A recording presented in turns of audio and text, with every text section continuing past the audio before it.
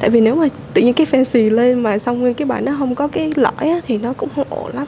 KTDC series phỏng vấn thí sinh IELTS tại British Council của KTDC. Là bạn cảm thấy là cái việc sử dụng fancy words ở trong phần thi IELTS của mình thì có thể nâng band điểm của mình hay không?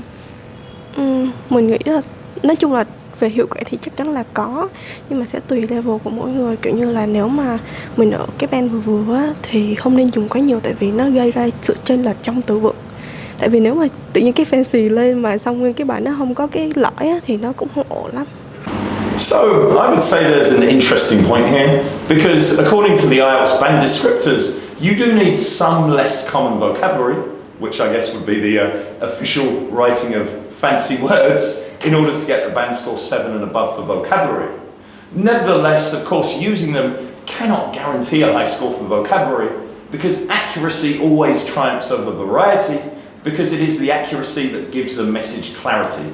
So my advice to students would be, first of all, focus on making sure your vocabulary is correct, and thereafter, if you can, gradually add in a few less common items. Because as I mentioned, you only need some to get a high score, and overloading your speech with tons of fancy words is probably going to sound less natural and could even damage your score.